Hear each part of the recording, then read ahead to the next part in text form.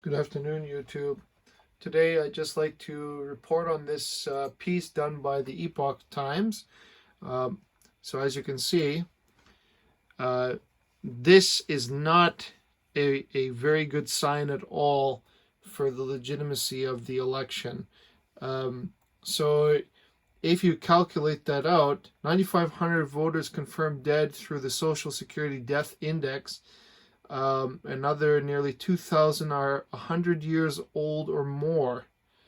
If you've seen my previous videos, you'll know that Steven Crowder also made the same claim in Michigan. Um, and just he by himself found more than 130. I think that was the count. So, and he was going to submit that information to Rudy Giuliani to investigate. So this is very, um, I would say that it's a glimmer of hope in the sense that if this evidence is going to be submitted to the Supreme Court, perhaps many ballots that have been that were fraudulent can be cast out or rejected. Um, the ballots of the voters who have died are rejected in Michigan, even the voter in an absentee ballot and then died before election day. It seems that these things are elementary for some people. Maybe they, you could say the Democrats will call it their mistake. But to me, it's an absolute disgrace. And it means that the Democrats can vote under many aliases. And let's see here. The data on how many ballots were rejected isn't available yet. A ballot received for a living voter may be recorded in a way that makes it appear as if the voter is dead. Okay. Democrat nominee Joe Biden leads in Michigan by less than 150,000 votes. Trump campaign filed a lawsuit in Michigan to halt vote counting until Republican observers are granted adequate access. Yep. November 9 lawsuit, a Detroit poll watcher alleged thousands of mail-in ballots from people who weren't properly registered to vote were added to the vote counts. Poll operators were adding names and addresses to the poll book with made-up birth dates such as 1/1/1900. Oh my gosh. This election has proven to be an absolute disgrace. But I will put the link to this article in the description below. So that you can read very nicely how it's put together. There's also tens of thousands of ballots arriving before the sent date in Pennsylvania.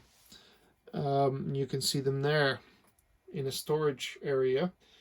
So 51,000 ballots are marked as returned just a day after they were sent out. Extraordinary speed given USPS delivery times. So you can say that USPS was probably in on it. Nearly 35,000 returned on the same day that were mailed out. Another more 23,000 have an impossible return date earlier than the sent date. More than 9,000 have no sent date.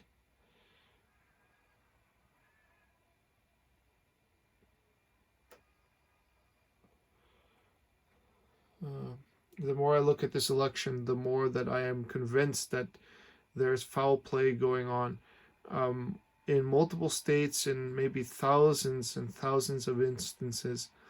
I gotta confess to you that I feel that Trump is he has a mountain to climb right now. The Democrat corruption in the U.S. is no joke. The power of money bought a lot of people and corrupted a lot of Americans to essentially betray the U.S. In addition to the education systems which corrupted our youth to allow this sort of behavior or even celebrate it. I'm hoping that the evidence that's pouring out right now I'm hoping that the Supreme Court will still rule justly and righteously, because if they're not going to pay attention to this, or they won't invalidate this, then I can say that the judiciary system is completely broken in the U.S. There's no way that you can hide this kind of information and disregard it in the Supreme Court.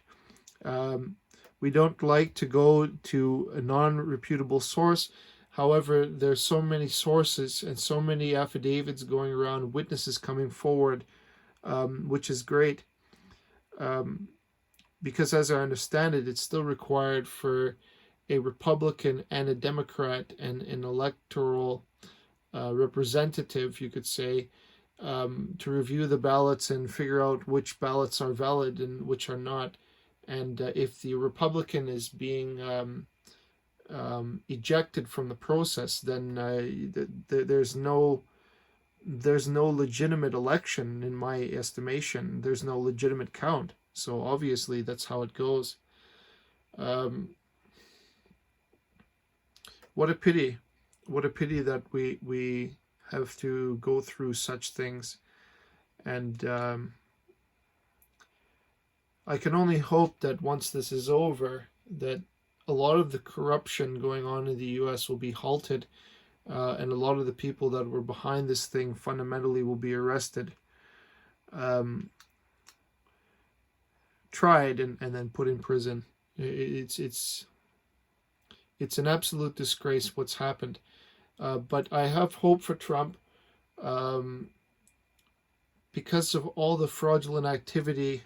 I hope they catch a lot of it, because let's face it, if my suspicion is correct, they probably faked 600 to 800,000 votes in certain states, and maybe 50,000 or 60,000 in other states, where the votes were very close. And in that way, they can beat Trump by less than 1%, but a win is still a win, So I said it many times in the past, and I'll say it again, that nobody will vote Joe Biden for his competence.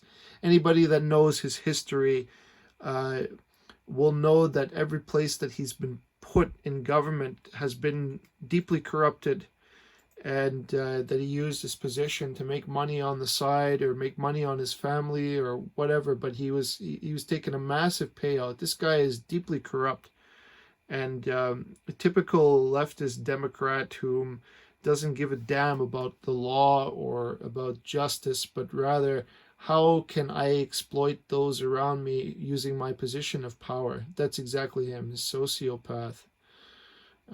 So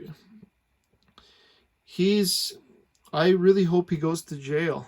I hope he's tried and put in prison for the Burisma case, that he was, taking money from Ukraine through his family, and many other things that he did during his vice presidency under Obama. So we hope for the best, and let's see how everything works out. But this guy definitely, people that represent him cheated on his behalf, and I hope they're brought to justice. Thank you for watching.